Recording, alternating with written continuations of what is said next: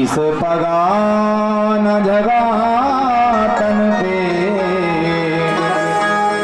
प्रभु जान को आई बसो ही ग्रामा होती फटी सोलटी दुपटी और उपाय उपायन की नहीं श्यामा द्वार खड़ो तुझ दुर्बल देख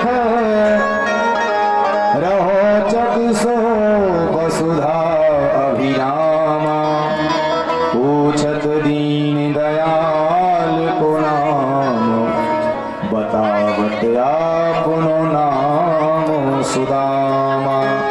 जैसे भगवान ने कहा मेरा सुदामा आ गया है और उठकर भगवान खड़े हो गए और देर नहीं की भगवान ने चरण पादुकाएं नहीं पहनी और दौड़े दौड़े भगवान सुदामा जी के पास आए और सुदामा जी को दूर से देखा भगवान ने अपनी छाती से लगा लिया। बोलो भक्त वत्सल भगवान की।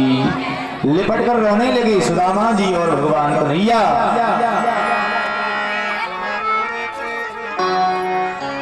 मानो दोनों मित्रों का मिलन हो रहा हो। भगवान श्याम सुंदर कन्हैया का वासल उमड़ पड़ा और सुदामा जी को हृदय से लगा लिया। सुखदेव जी कहती है परीक्षित भगवान कन्हैया की आंखों से आंसू भरने लगे और भगवान कन्हैया ने एक ही बात कही। देखा सुदामा जी के चरणों में चरण पादुकाएं नहीं है, रक्त बह रहा है, कांटे लगे हुए हैं, बीमारियां बढ़ रही हैं। भगवान ने कहा रे मित्र अभी तक मेरे पास क्यों नहीं आए? ऐसे विहाल बिमायन सो पग कंटक जाल लगे पुनि जोए आय महादुख पायु सखा तुम आए तेना किते दिन खोए। भगवान रोने लगे। देखे सुदामा की दीन दशा करुणा करके करुणा निधि रोए पानी परा तो कुहात छुओ नहीं नैनन के जल सो पग धोए। परीक्षित कहते हैं सुखदेव जी कहते हैं परीक्षित भगवान ने अपनी आंखों से आंसू की वर्षा की और सुदामा जी के चरणों को अभिषेक कर दिया भगवान कन्हैया ने। बोलो द्वारकाधीश भगवान की। इसलिए उन्हें भक्त वत्सल दीनबंधु कहा जाता है। और भगवान ने सुदामा जी का अद्भुत स्वागत किया, चरण धुलाए। ये ब्राह्मण है, क्षत्रियों का धर्म है, कोई ब्राह्मण घर में आ जाए उसका सम्मान करना चाहिए। सुदामा जी को बढ़िया स्नान करवाया, पद प्रक्षालन किया, सुंदर वस्त्र पहनाए और सुंदर भोजन करवाया। और भगवान ने पूछा अरे मित्र इतने दूर से आए हो, हमें हमारे लिए कुछ लाए हो कि नहीं लाए हो? और सुदामा जी पोटली छपा रहे थे बेचारे, गरीब हैं, घबरा रहे हैं। कन्हैया तो मेरा राजा है और मैं एक छोटा सा ब्राह्मण, इसको क्या दे पाऊंगा? भगवान ने देख ली, पोटली छुड़ा ली भगवान ने सुदामा जी से। अरे मित्र तुम दुखा रहे हो, तुम एक बात भूल गए पहले की, तुमने पहले भी हमारे हिस्से का भोजन कर लिया था। गुरु माता ने जो चना दिए थे तुम खा गए थे, इसलिए तुम्हें दरिद्रता भोगना पड़ी। भागवत में लिखा है कि जो दूसरे का हिस्सा खुद खा जाता है वो अगले जन्म में दरिद्र हो जाता है। इसलिए किसी दूसरे का हिस्सा, हम तो ये कहते हैं कि किसी दूसरे का प्रसाद भी नहीं खाना चाहिए। सुदामा जी से भगवान बोले तुम्हें तो तुम्हारी आदत गई नहीं छिपाने की। अगर तुम वो चना नहीं खाते तो आज तुम गरीब नहीं होते।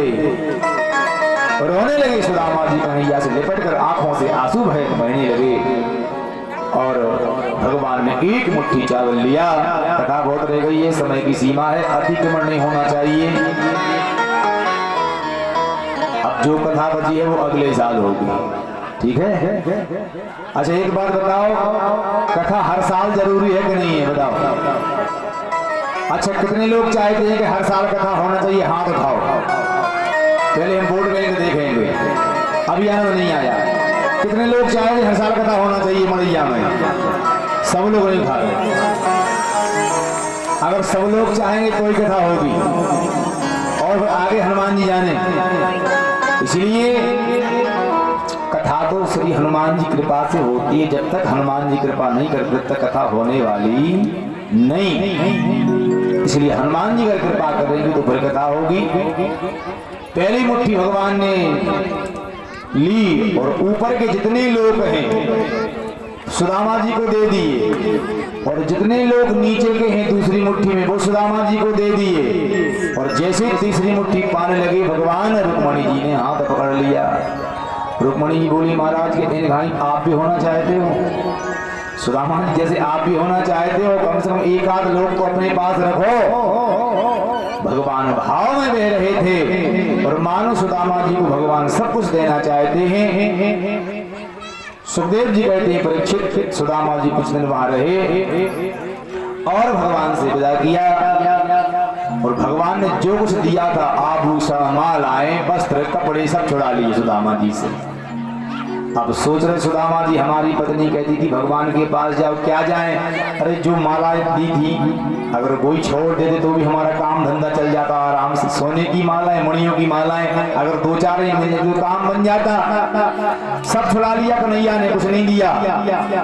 और जब तक सुदामा जी वहां से निकले द्वारकापुरी से अपने नगर की ओर, तब तक सुखदेव जी कहते हैं परीक्षित भगवान ने देव शिल्पी विश्वकर्मा को बुलाया और कहा द्वारका से भी सुंदर नगर बना दो सुदामा जी जहाँ रहते हैं। और देव शिल्पी सुदा आए और जहाँ सुदामा जी रहते थे सुंदर नगर का निर्माण कर दिया।